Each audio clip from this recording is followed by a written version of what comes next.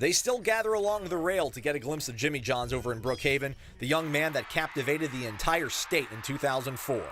A whole 4 years, watched them all the way through.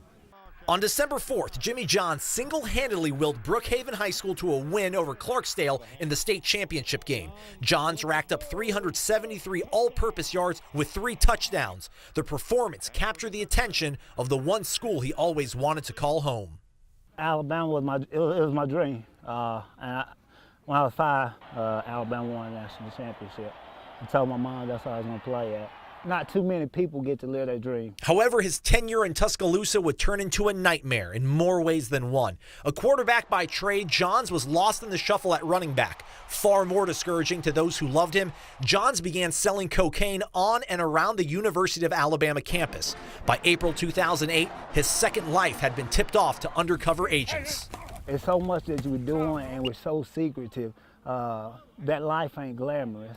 It's so many different aspects. You're up all night, then you ducking anybody that may want to rob you, and it's not happy.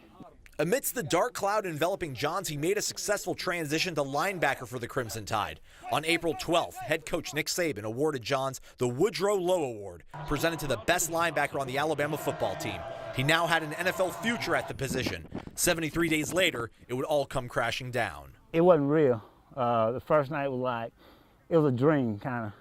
And then the second night, when you didn't get up and come home, and that door slammed after they fed you, it was reality that this is going to be the next year of your life. You're going to be in this hole. I remember that night, I always tell a story about it. I just cried, cried and cried.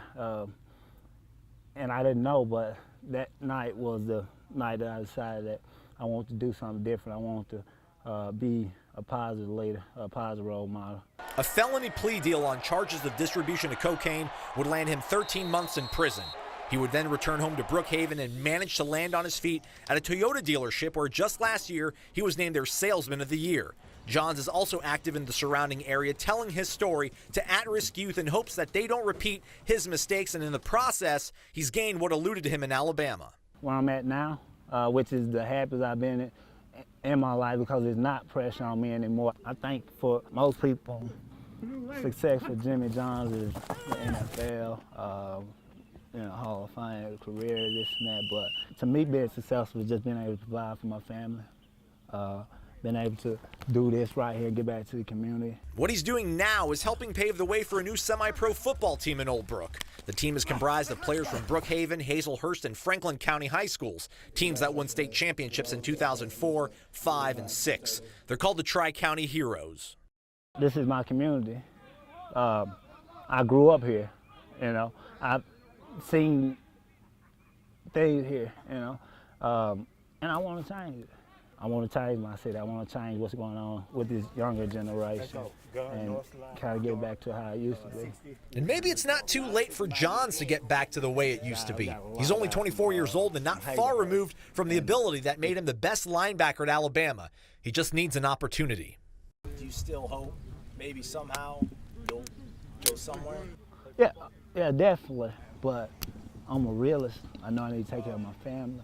I know that comes first. I know several coaches that in the NFL right now, all they got to do is send some film to them, and they'll take a look at him. He will have a shot once we get some film on him next year. 1, 2, 3, heroes!